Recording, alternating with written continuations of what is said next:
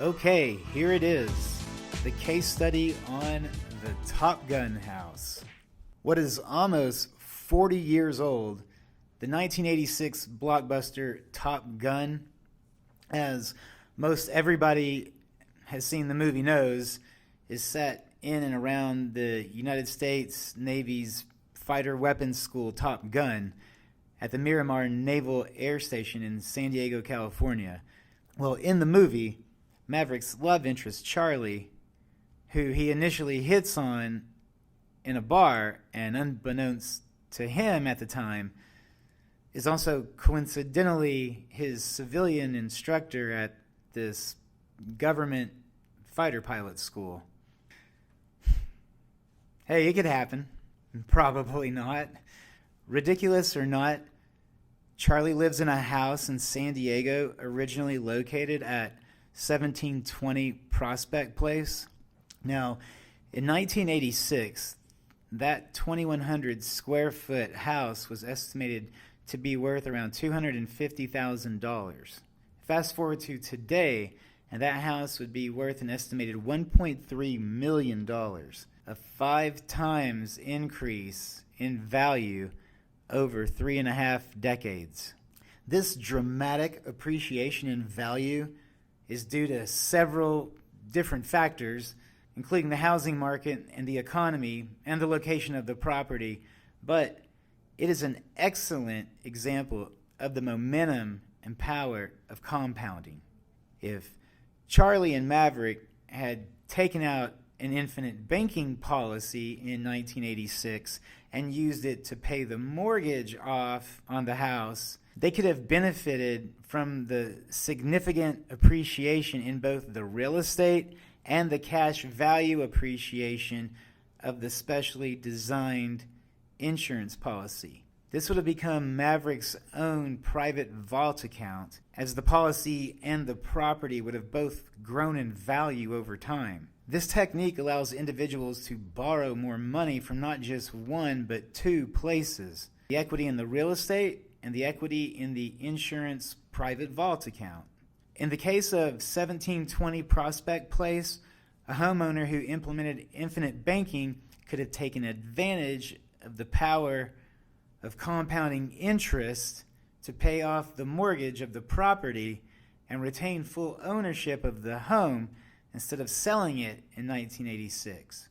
A homeowner can open a life insurance policy with a cash value component and use it to fund the mortgage payments, and the balance of the cash value component would have continued to grow as the policyholder aged and the policy matured.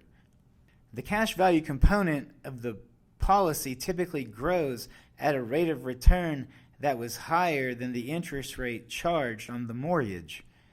By doing this, the homeowner would have continued to benefit from the appreciation of the property and also from the tax advantages associated with the life insurance policy. The growth in the policy's cash value would have been tax exempt, allowing the homeowner to take advantage of the power of compounding interest while still having access to the funds needed to pay off the mortgage. This allows the homeowner to keep the equity in the property and realize the full potential of the banking asset. The homeowner can also take advantage of the benefits of using a line of credit from their life insurance policy to pay for any renovations or improvements to the property, kind of like a home equity line of credit.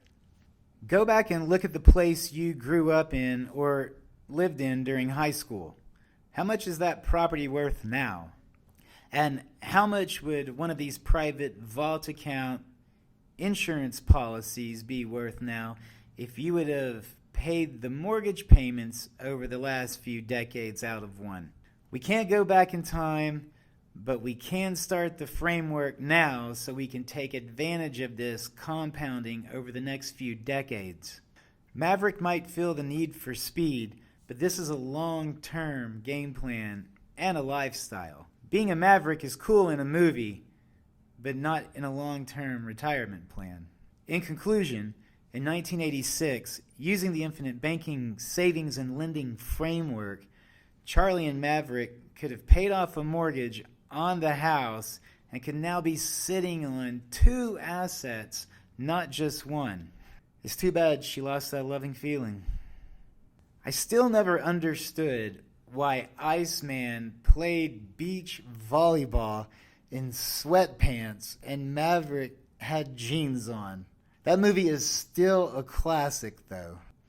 In all seriousness, because this is an educational video about infinite banking inside life insurance policies, not an open mic at a comedy club, these are just boring loan and life insurance strategies.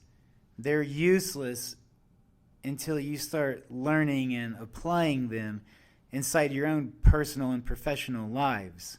So you have to start thinking about how you can incorporate these little small shifts into what you're doing right now so you can have bigger results down the road.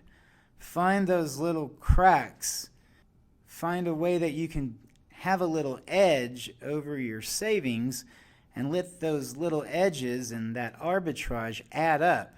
You might not pay attention to it at first, but compounding effects add up big over time.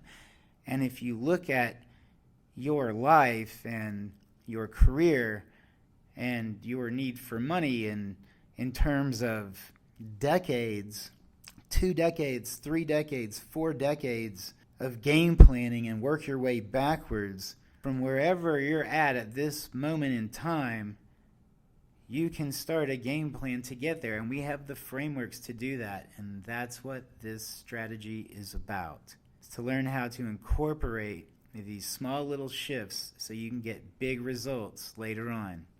Don't let your ego write checks your body can't cash.